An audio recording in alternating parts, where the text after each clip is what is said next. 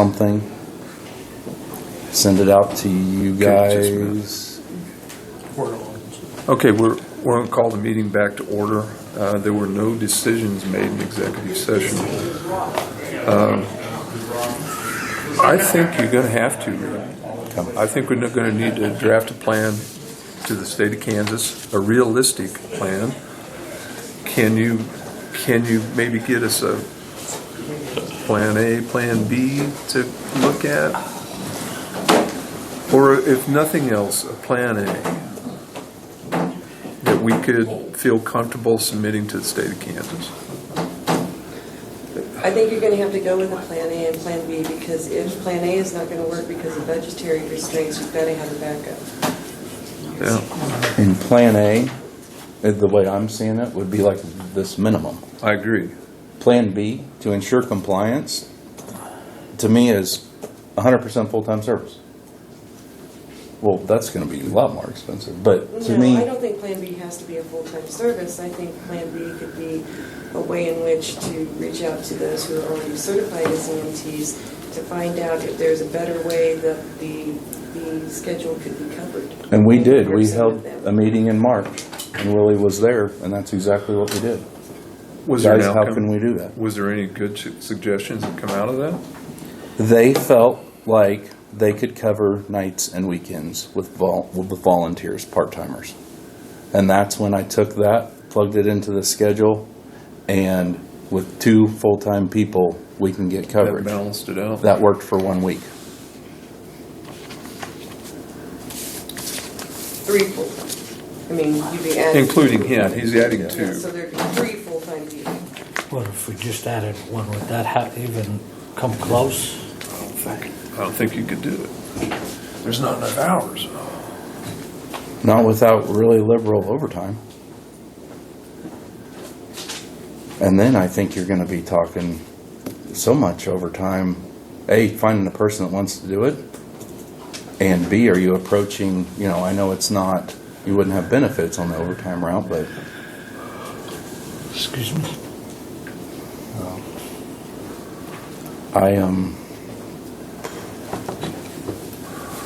Well, Reed, let's work on that, on your plan, your proposed plan. And then how do I, outside of a meeting, get your Sounds like we might blessing have to have or a special something? meeting before July 10th. Aren't we going to have, how long will it take you to make this? I can make it fast. We're going to do it on Monday too? Well, you'd have to call a special meeting. have to call Well, a I thought we special were going to have a special meeting Well, for something that's else. for budget, though. Yeah, that's you all can't about just budget. add You can other only, things on one to it. topic.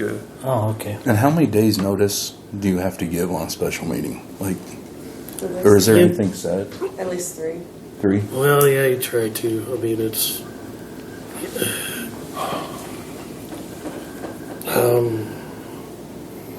You'll know by next week, though, right? You'll have Yeah, I can do it by Monday, 8 a.m. I mean, I know Willie's busy all next week, but you have the 8th, 9th, and 10th. I will be out of town the 10th and 11th. But if we can call a special meeting for Monday the 8th, does that interfere with anybody?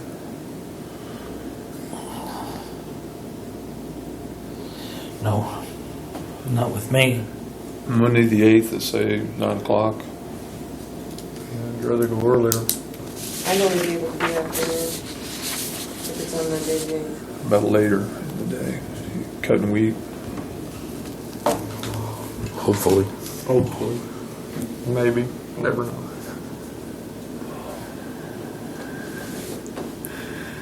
Friday the 5th. That'd be this coming Friday. I can't. He's out. I'm out. I'm actually out, too. Oh, good grief.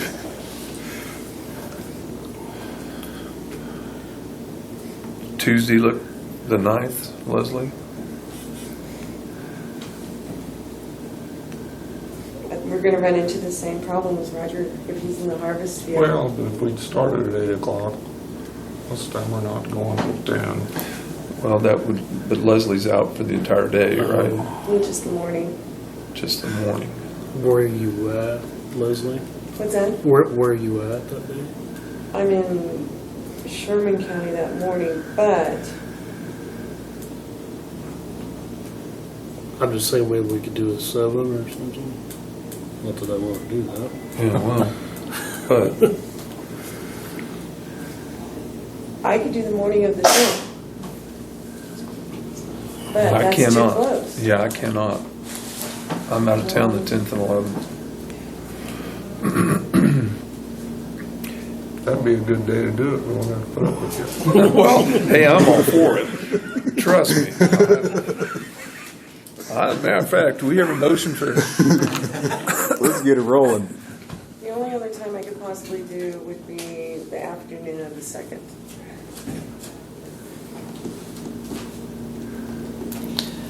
I won't be in town that day.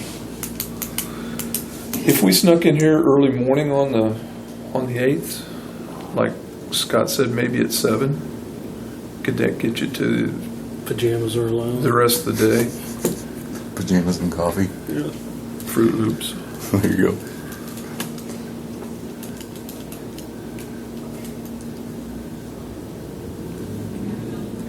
I could do it anytime. I could do it at next 8, so long as I was out of here no later than 9:30. Okay. I'll make it work. All right. Let's shoot for Monday, July 8th, a special meeting at 8 a.m. for EMS compliance. And I'll get the plans done. I'll get them to Scott. Scott can get them to you by, let's say, Tuesday. Before then, okay. That gives me Monday to work on it too. All right. Well, I think Thanks, Reed. that's all I had, unless you Okay. guys got something else. well, we'll see you again on Monday.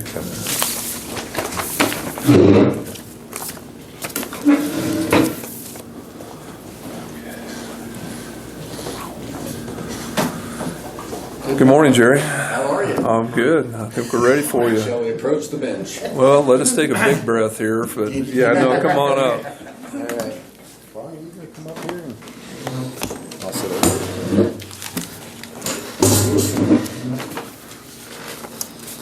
Alright. You get the special one, it's got a sticky note on it.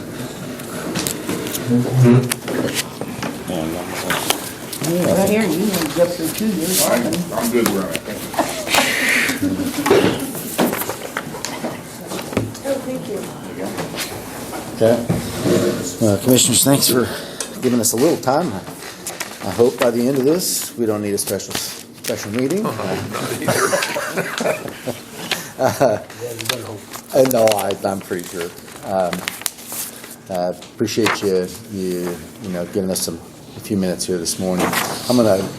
This is one of the 2 people from the county that had one of the case histories, and I'll collect that when we go back.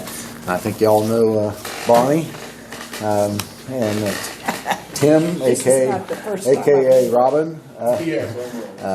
But glad to have Bonnie's been a longstanding member of our board.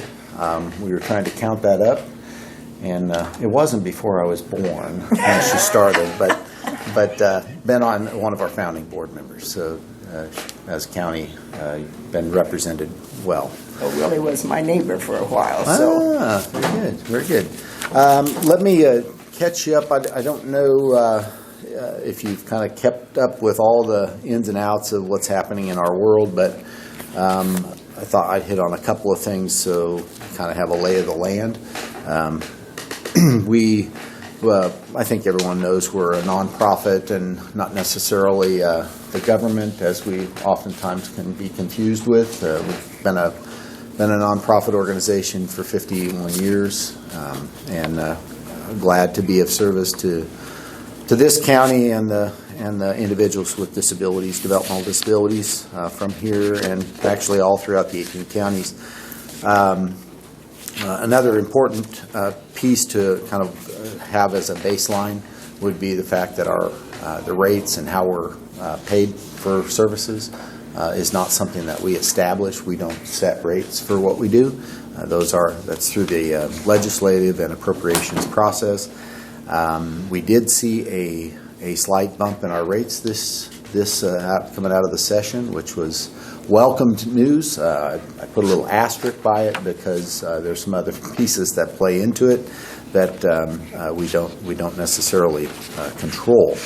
But we saw a little bump in our rates. That's good news. We also saw some new resources put into our system to help address the longstanding waiting list. I know I've talked to you all about that issue in Kansas. I think last year when I reported it was 3,700 or around there people waiting. It's now over 4,000 people waiting, and their wait is about 8 years. But this session appropriated some new monies to bring 107 people statewide off the waiting list. In that original round, one person was from Northwest Kansas. So for that one person, it's good news. But coincidentally, there are 107 people who are on the waiting list from Northwest Kansas, and that would have been awesome if all of those people would have gotten the 107 slots, but it didn't go that way. So Medicaid is our primary funding source. I think folks know that. There are federal and state policies that relate to Medicaid and how we have to manage within those parameters. So we face, like counties and lots of employers in our region, unemployment rates. I think our 18 county region is not 8. Well, it's definitely not 8. 2.84. I think is our average. Pretty low. I think the low one for the 18 counties is 2.5%, which is pretty low. With the previous 2 years of rate adjustments, we finally were able to move our base wage, starting wage, $9 an hour. That's our base starting wage for our direct positions. That's not good, but it was a movement in the right direction. We serve about 551 people from our region. So. We are a part of the managed care organization, CanCare, continue to be in that, have been. I think that shouldn't be anything new. No. What would be new would be we had a change this last year with one of the 3 MCOs, so managed care organizations. Aetna is now one of those 3 health plans that we interface with. Amerigroup was the one that exited Kansas. And we still are kind of have some residual work with them. But we finally got our contract signed just last week. With Aetna, we've been working on it since before the first of the year, because that's when it went into effect. So anyway, these things take time. I wish they didn't take that much time. So anyway, let me jump right into the budget and our request from the county. I think we had a request first part of the month. Did it come? Did y'all receive a letter? I think maybe that came through yet. And in essence, our request is if you can hold the line, that would be wonderful. We definitely appreciate what Shawnee County is doing. We'll walk through the blue report in just a moment, but you all are meeting that local share and beyond, and so we absolutely appreciate that. I'm going to shift to the blue sheet in your packet, and this represents really our accountability back to you all for the people from the county, the services that they're receiving, and this would be for calendar year 2018. Okay.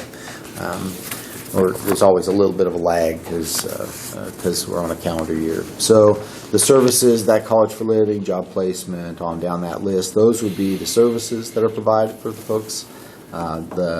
We look at each individual's tier level and level of support, both federal and state, blend that against the cost of service, and the local funds needed would be the balance, the difference. And so you see that for the 2 individuals from full-time equivalent people from the county, and that cost of services $39,365 and some change. the amount of federal funds, which is significant to that balance, 34,732, almost 733 roughly.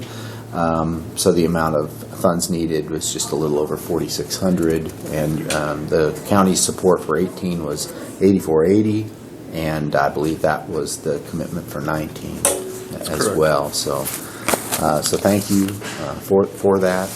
It absolutely makes a difference. I mentioned the 1.5% increase that we saw in our rates, a slight bump.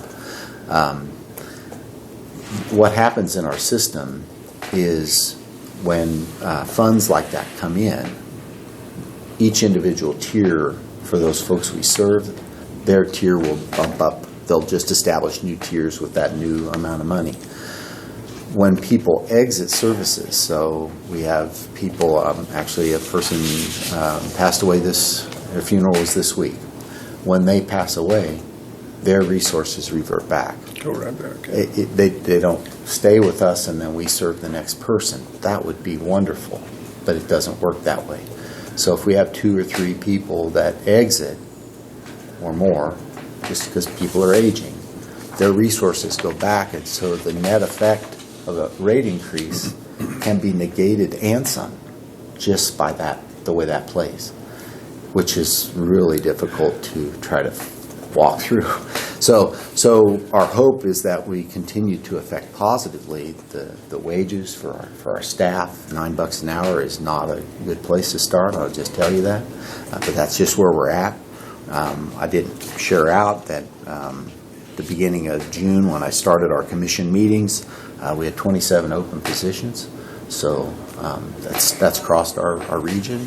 So it's a challenge. That's probably our biggest challenge, is workforce, and that's what we do, is service to people. Right. So anyway, it is a reality that we face, and again, our thanks back to you as commissioners for your ongoing support and commitment to us.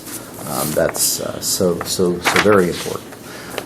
The green sheet, and I'll jump to that one, is the economic benefit report that we do to just demonstrate what's happening in our 18-county region. That's our footprint, and what that looks like for Northwest Kansas. And it's about a little over $10 million in economic benefit right back into our 18 counties, which is it's a good thing. It's a good thing. And you all are part of that.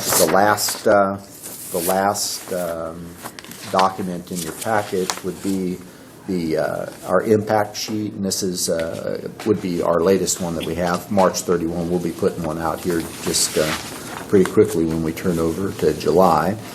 But you can see the numbers, the aggregate numbers of people we serve, staff.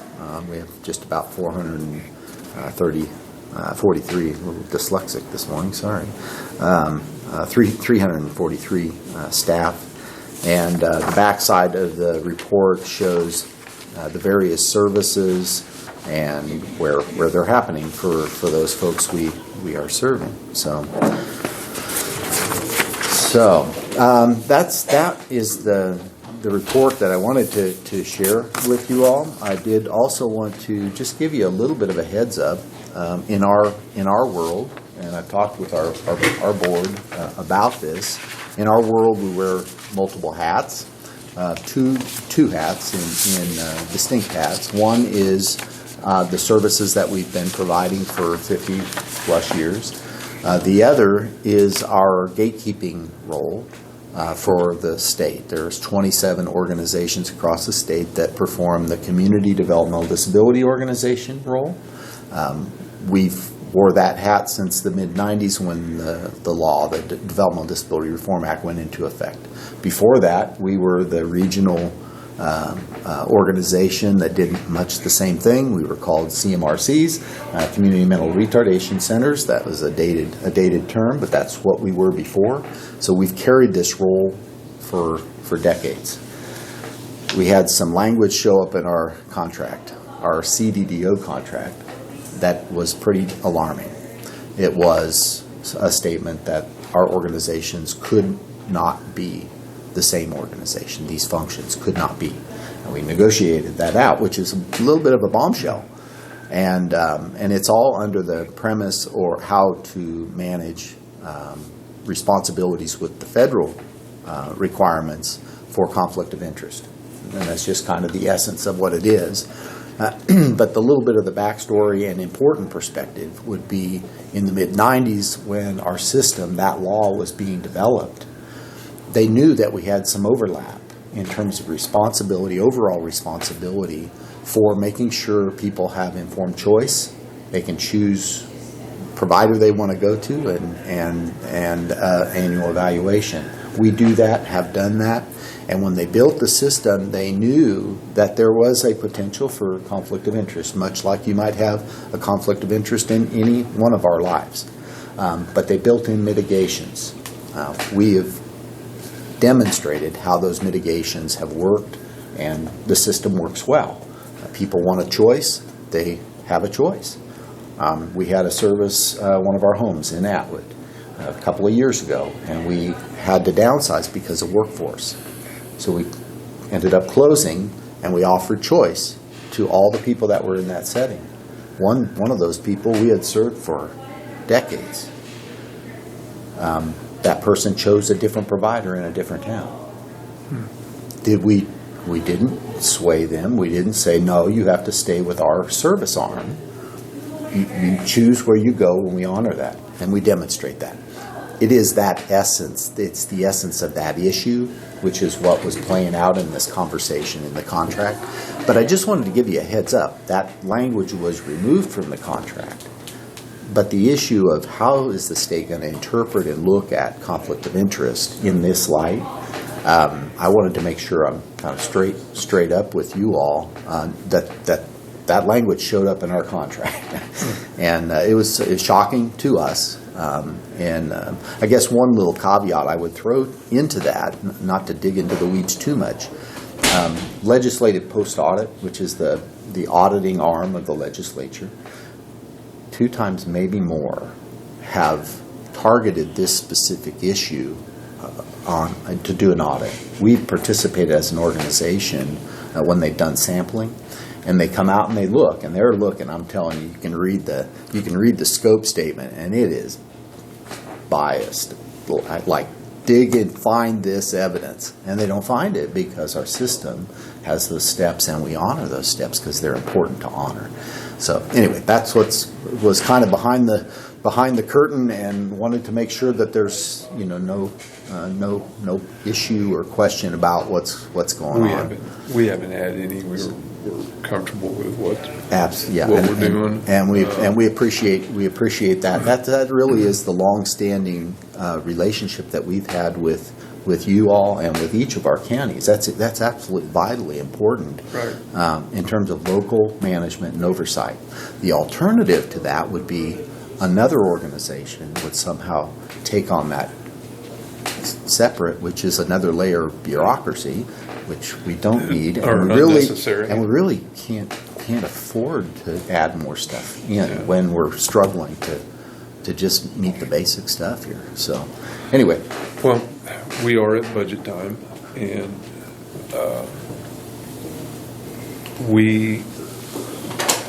I think I speak for all 3 of us. We're looking at retaining the same amount that we've done the last couple of years. We don't have the clearest picture yet of what our budget's going to shake out as, but we will work real hard towards retaining the amount that is already being done. Thank you very much. And wish we could do more. Well, if you find yourself in that position, I have real doubts about that, but I understand. Well, Bonnie, what do you got anything? Did I miss anything? I think you did a great job. Guys know that, where my heart is and how it is.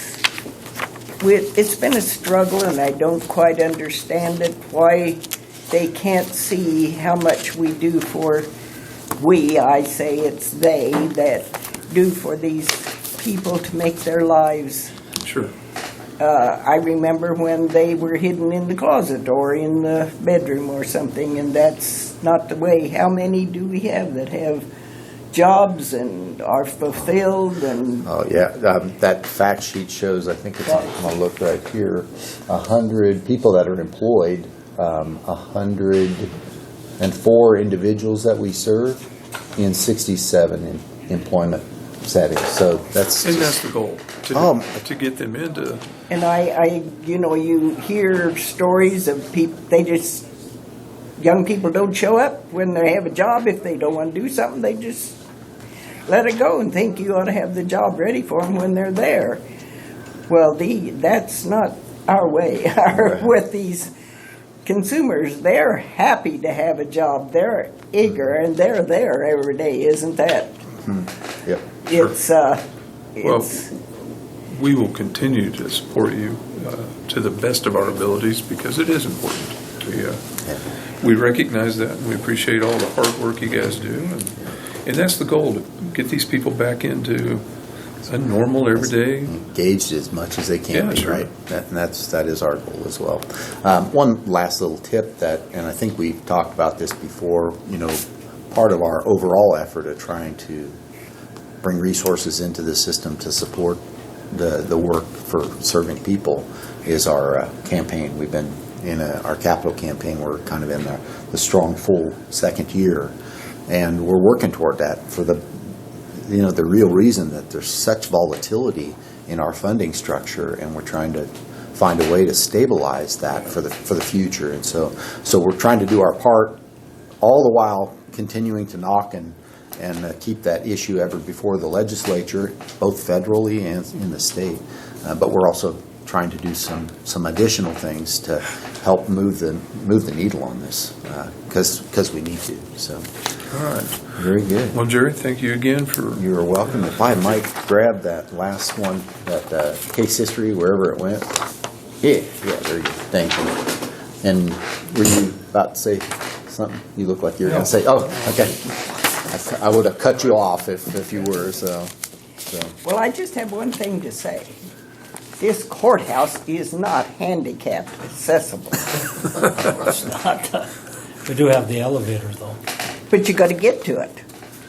Get that drive that goes in and then you have to back out. Just move that drive on around so you can circle the place, for pity's sakes. We've heard this before. Probably every time I've been here.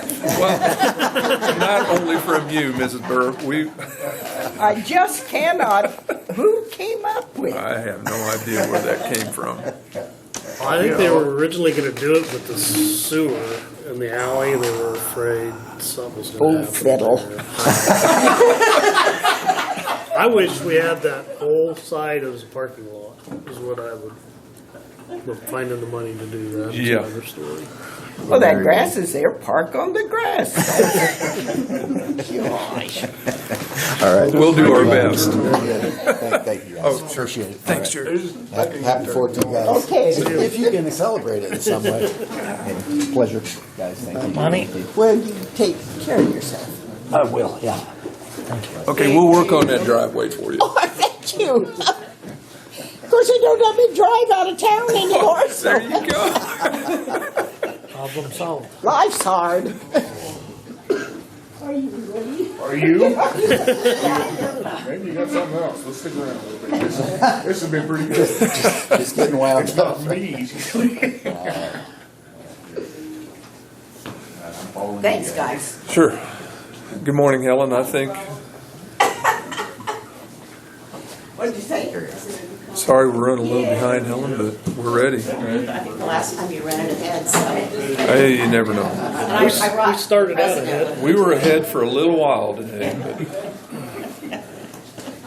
Well, good morning. I did bring some cookies, but not to buy, just to have some cookies. Can we get Miss Bonnie to stay? She gives some color to our presentation. yeah, she, Oh. The first thing I wanted to show you was, and I taped this together, but this comes out from the state in this regard to the ROS program, which is a Rural Opportunity Zone, where the county in the past had agreed to help with the loan forgiveness for the students. And you can just, it's the whole history of what's happened in Cheyenne County. I'm going to leave it here. You guys can look at it. I only made one copy because I didn't want to play tape together very much. But The extra tape wasn't in our budget. yeah. So, but it just kind of shows, who the applicants were, who they'd received, and back here, actually, the dates that they received it. And this was a 5-year commitment on behalf of the county. So, there's still a few people, I think, in the program.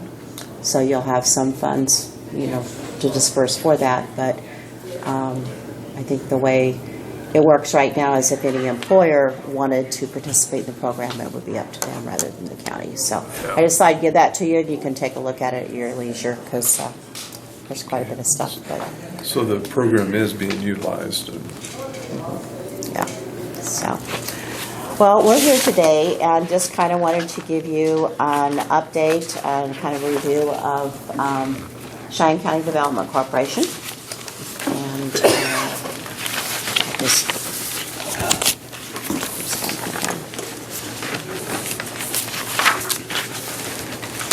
is that the Cheyenne County Development Corporation started actually in the 1960s, and at that time the founders of the corporation made the membership all the registered voters of Cheyenne County. We have a board that meets once a month, and then I'm a full-time employee. We participate in economic development activities and tourism activities within the county. And we have post job openings. We have different websites. We have some things on Facebook. We do ribbon cuttings for businesses, which are sponsored by the banks in town. And then we also do quite a bit of tourism, which is the third largest industry in the state of Kansas. Probably things that fall under that are the fact that we have a Land and Sky Scenic Byway, and then we did do the Big Kansas Road Trip, which brought a good number of people into the county and to kind of see that we're here and to spend money, and I think it was very successful.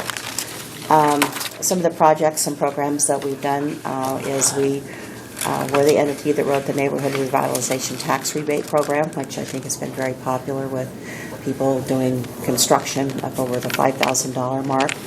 And I mentioned the Land and Sky Scenic Byway. We had a couple of fundraisers recently.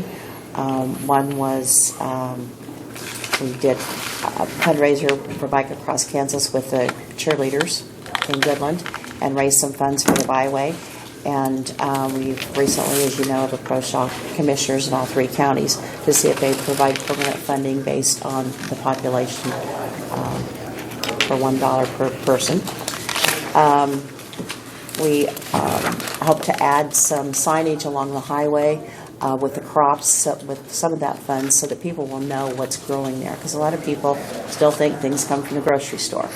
And, when we have the fields of the winter wheat coming up, they think we're growing grass. So I think that would be very helpful, for people to kind of stop and understand that agriculture is very important to us. And the signs that you plan on putting there, how big are they or what are they? We haven't really decided how big they are. They need to be big enough that people can see them, but they also need to be small enough that we can move them because of the rotation of the crops. So that's kind of to be determined as we get money. Part of the money will be actually used to file the 501c3 with the federal government.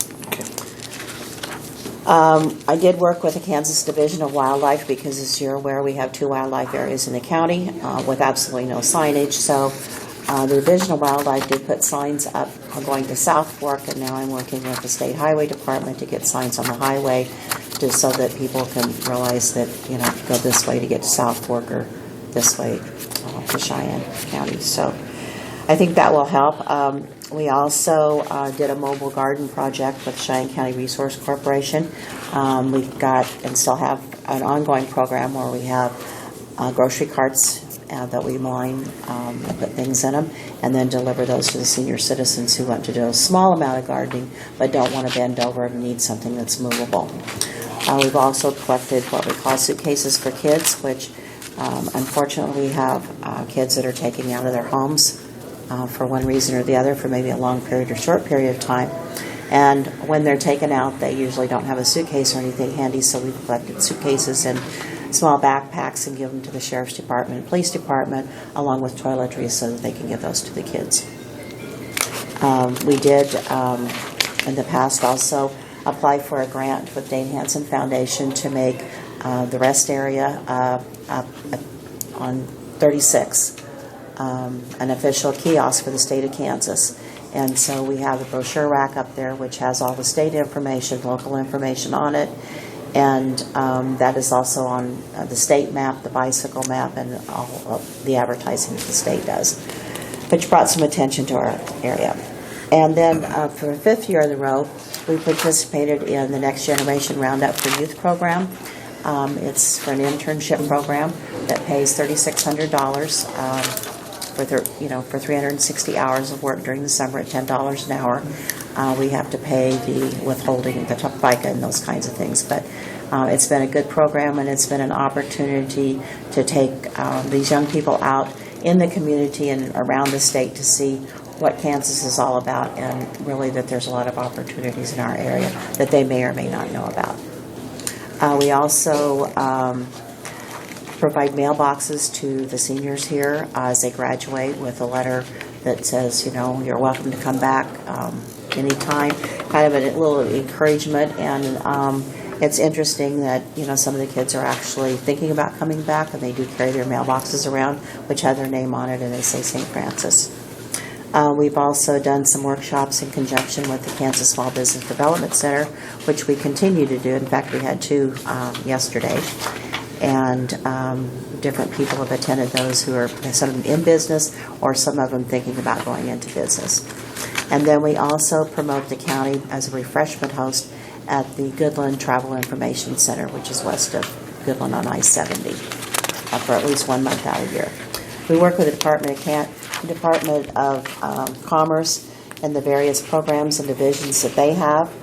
They're a good resource if we have somebody that's going into business and may need some help or just general questions. We've also worked with Kansas Sampler Foundation, which is why we got the big Kansas road trip here. This Kansas Small Business Development Center, as I mentioned, is who we've had come and do most of our training that we have for businesses.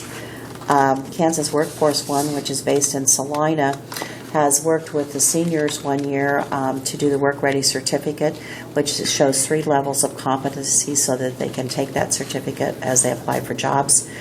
With the state legislature making a change, it is now available to all schools, so that will probably be done.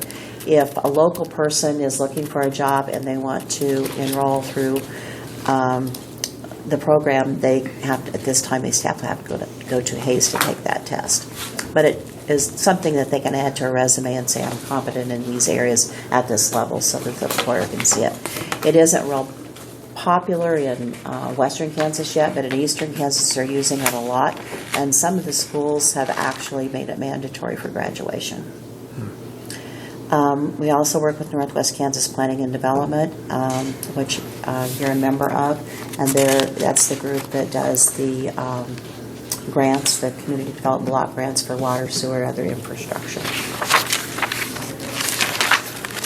And then we belong to Northwest Kansas Travel Council, which is 18 counties in Northwest Kansas. We publish an Ultimate Guide to Northwest Kansas annually, and we do at least 3 sports shows and promote the hunting and fishing in the area, as well as everything else that we have to do.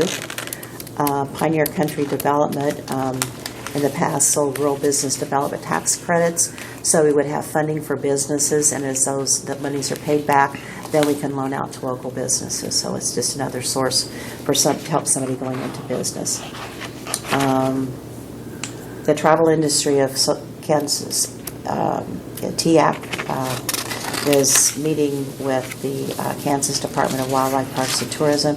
They do the state tourism conference every year, and I do attend that. And then we're also associated with US 36 Highway Association.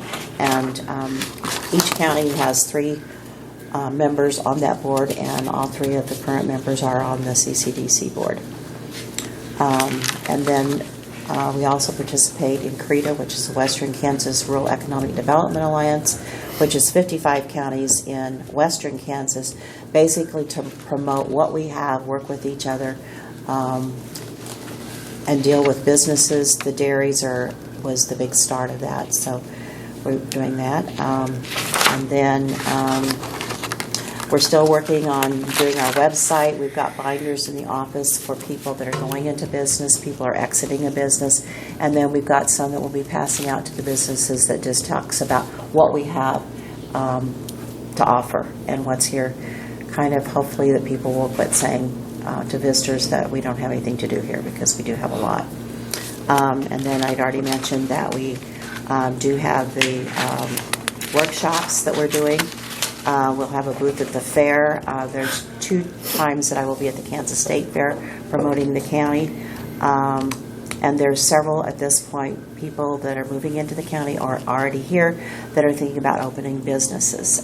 We finally, probably for the first time in a long time, actually have some vacant spaces in St. Francis, and as well as there's some in Bird City. And hopefully that these people that are working out of their homes will come and get a brick and mortar place to work. And then I just think it's a real progressive county. You've got the whole county who's working together, I think, very well. A lot of things are going on. And I'm real proud of Cheyenne County, and thank you for your support. Well, Helen, you wear a lot of hats. But you do a remarkably well job with all of them, so. And I'm going to turn it over to Carrie now.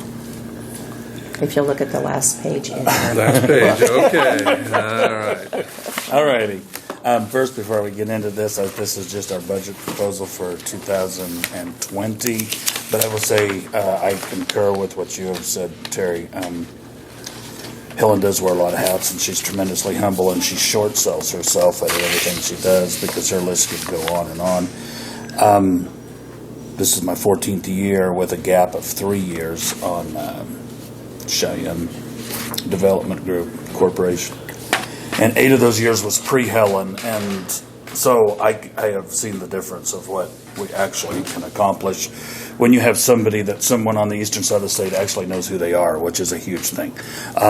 We were able to get a few things done, get notified, and so we have seen the benefits of that, having her here. And so we are blessed by the fact that you are still here. What I did on the budget, you can either follow it in your book. I did this to make it a little simpler. Hopefully for you. This is the 2020 budget. On it, you'll see, I just made copies, but then I circled it in red. Thank you. As we go through this, the little asterisk where it's circled in red are the changes from 2019 to the 2020. Okay, and so if we want to go down here real quick, overall we have a change, and I don't know if you want me to go through line by line, or would you just like me to address the changes? Because I know you're kind of behind a little bit, Yes. so. Why don't you just go ahead and address your changes? Okay, If okay. we have a question, we'll. Perfect. As we get down through here to utilities, obviously there's always a change in utilities. I just went ahead and noted that.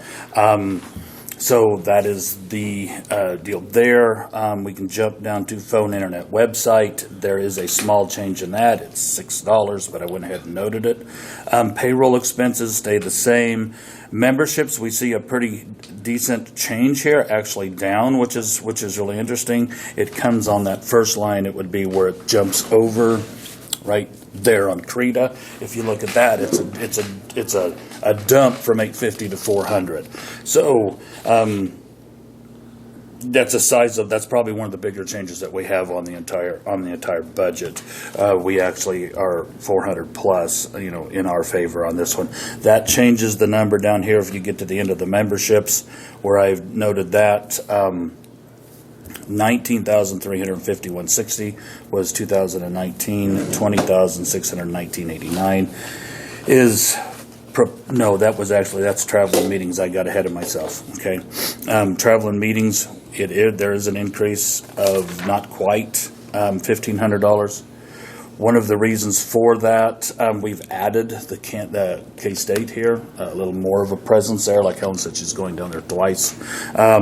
One of the reasons for that is right on the backside of Big Kansas Road Trip, which we did last year. A lot of momentum was built through that, and I think it's prudent then to keep the ball rolling versus expend extra amount to try to get it started again once you get finally some movement there. So I think that is a justified cost. Plays out in that. As we jump down here, I'm not going to go through line by line of all the little teeny tiny ones because they're either up 6, down 17, up 100, down 25. As you get to the end of that, the travel and meetings, there's $1,000 there that was in 2019 for the Big Kansas Road Trip, of which we do not have this year. So that kind of offsets that K-State. I mean, not the K-State, the Kansas State Fair. So our proposed budget here would be actually about $600 more than we have last year for the total sum of everything. Down here are the figures that you people have committed to. I just want to take this time to say, because again, I'll look back and say when we had hardly any funding, 15 years ago when we were doing this. This is a huge blessing, so thank you very much. I couldn't say that strong enough. Both from the county and from the city. We're still a little bit out. We don't really know what we're getting, if anything, yet from Bird City. We're waiting on things. That always comes in late, so it's difficult to put that actually in the budget. So that is the slam total. We are not asking for an increase. We're just asking that there's not a decrease. That's kind of the way we put it. We're used to functioning in this manner. So, Well, since 2016, economic development has been funded at $32,000, and for the last 3 years, we will strive real hard to retain that. This time of year is always a little unclear. yeah. Oh, absolutely. Absolutely. But we don't have any plans of cutting anything at this particular point in time. Because I can bring Bonnie back in. No. Okay. That was so cute. A couple of years ago, she come in here ready for a fight. Oh, Well, we'd already brought it up and voted on it and passed it. She almost looked disappointed? Yeah, You know like what I was gonna say? And I was ready to get on my soapbox. But I knew when she mentioned that here, when that little finger came out, and she started doing this, like, okay, here he comes. Because I've sat on boards with her. She is an absolute hoot. I really appreciate her. So be assured, our intentions are funding at the same amount that we have been. If we have to build a circle drive, it's coming out of here. Yeah, we'll. I'll see if I get some volunteer help. now remember, Bonnie said parking on the grass was an option. Yeah. Okay. So, anyway, that's our proposed bid, and thank you for your time. But let me just stress again, I so appreciate the funding and the ability to start the year and count on something. Changes everything that we do. I mean, it just really does. So it makes our job a lot easier. So thank you very much. Well, and we will try our best to do our job. And you say you're going down for 2 days to the... I am.